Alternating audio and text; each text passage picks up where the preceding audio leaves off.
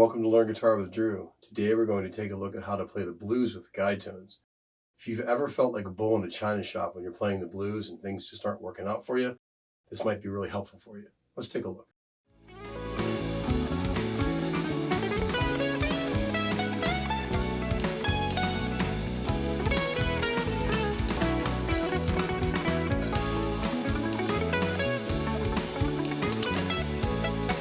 All right, so what are guide tones?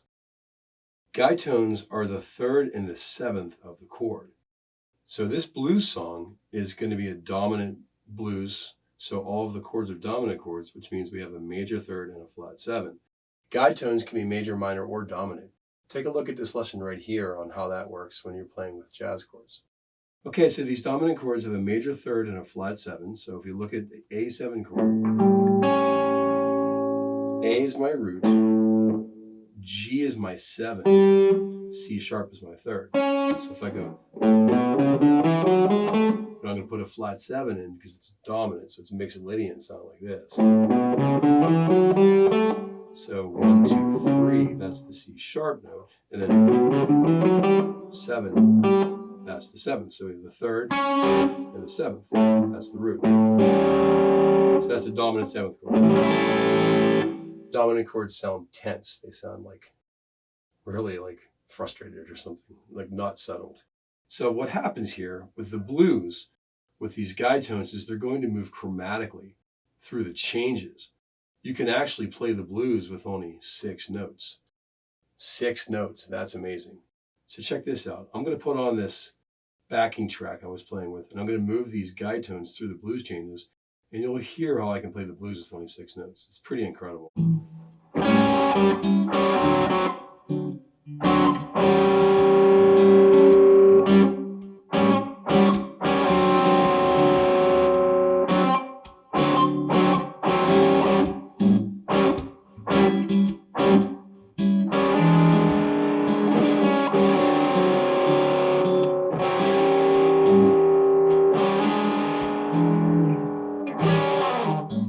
Now that doesn't sound very good, but you can hear how the chord changes are happening with those 6 notes. I discovered this when I was trying to play the pentatonic scale over the blues. That's all I knew was this minor pentatonic scale, which is great for playing over minor blues and over things that are power chords that don't really have a determined third, like any ZZ Top song. Well, not any, but a lot of the ZZ Top stuff, or any kind of power chord songs, that Leonard Skinner songs, things that have like a blues, but they're not really playing a determined dominant chord. It's more like a power chord. I knew that this wasn't working. Something was really wrong, and I sort of stumbled upon this probably through frustration. And hearing these types of lines with my favorite players on their records and not being able to figure out exactly what they were doing. So let's take a look at what this sounds like with just the pentatonic scale. It's going to be terrible. Here we go.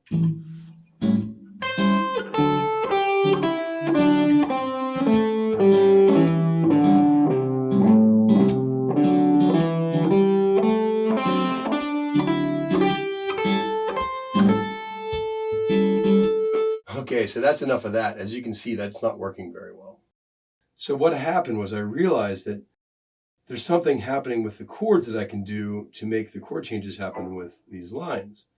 Okay, so what happens here is I play a line.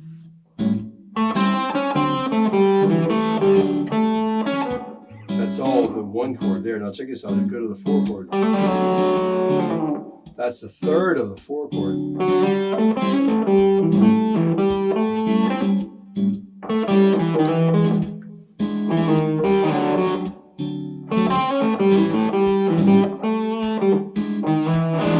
So what I can do is do the guide tones of the chord and then switch to the next one. Check it out. See,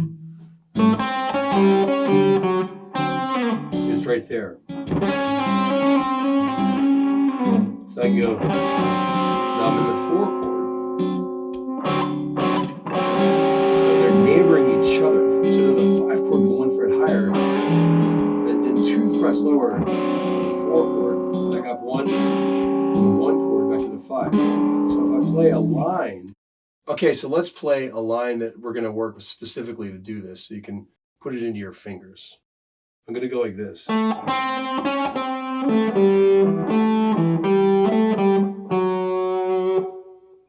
We did it again.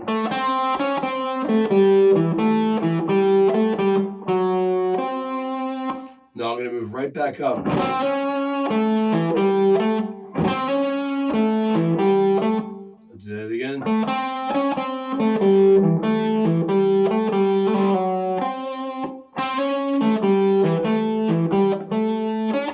Now, I did it differently multiple times. It's kind of hard to play the exact same thing every single time.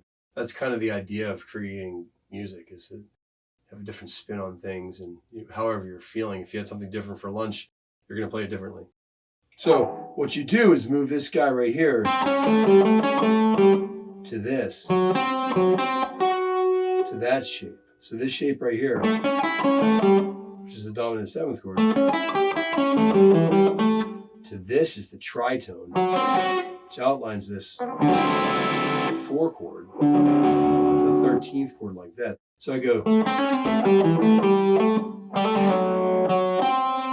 and then just slide right back up to get to the 1 chord. If you're enjoying today's lesson on how to play the blues with guide tones, please hit that subscribe button and click the bell for notifications. And in the comment section down below, you'll find links for my websites and other guitar resources. There's lots of ways to play through blues that are pretty fancy. This is just one particular approach. This lesson right here will show you how to manipulate the 3rd and the 7th of the chords, just like this. But it's kind of specific to making the minor pentatonic scale sort of morph into this dominant sound. That's a different approach. These tritones work in every position. So once you learn how to do this here, you can play your 1, 4, and 5 chords, A7, D7, E7, across the entire guitar neck and do the same thing. You have to explore some. It's going to take a matter of time to get that under your belt, but we're all learning all the time anyways. So check this out. What I do here, if I go up here, that's the guide tones for the 7th chord here. Down to here, there's the 4 chord, there's the 1 chord, 5, 4, 1, 5. So I can play a line with that too. I can go, see, there it is right there. Diminished sounding, I can go.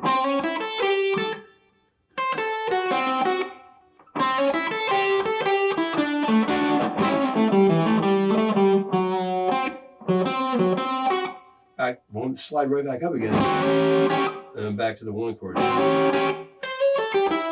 5 chords here. That's a 1. That sounds so cool. It's definitely better than just playing the pentatonic scale for the blues, right? So here's the 7th chord for 1 with this 1 octave. I'll do it slowly.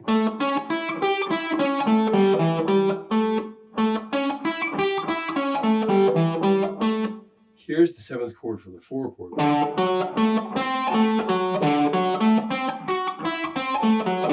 So I could go.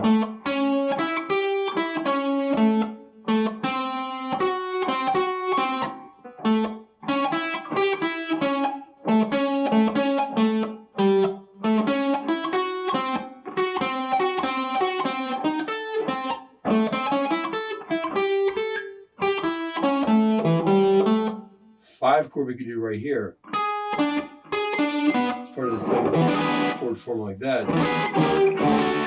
Just a 4 chord and 1 chord. So I could go.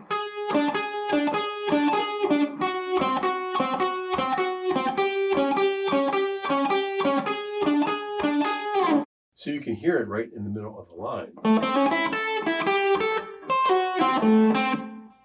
I'll do that slowly.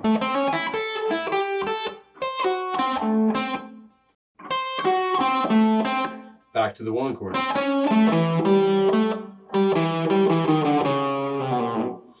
It's so powerful. So definitely check out the video on how to play the negotiable 3rd on my channel as well, because that will also tie right into this concept, because they work like brother and sister together here, like, I don't know, like complementing each other, playing this little kind of 3rd bendy thing, and the 7th as well, along with playing these lines. Everything works kind of synergistically. All right, so I'm going to play a little bit with this. Let's see what it sounds like.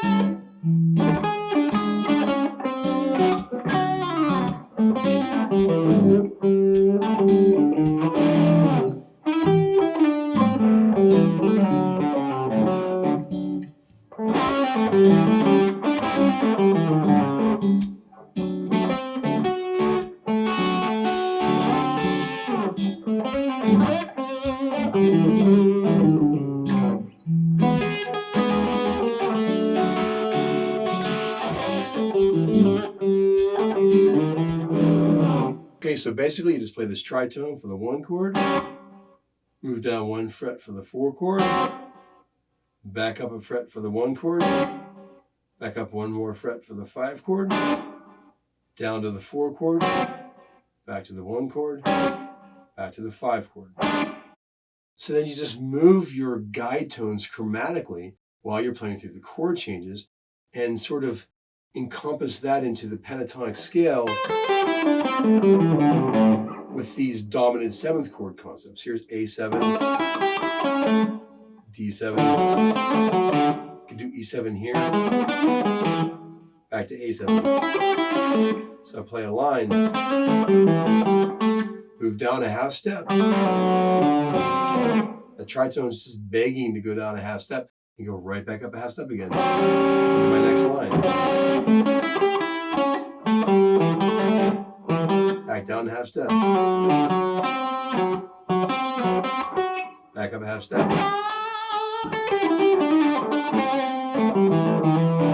Down. So you can kind of find that chord and play those 9th chords, 13th chords, whatever, 7th chords. Chromatically to make the chord changes happen.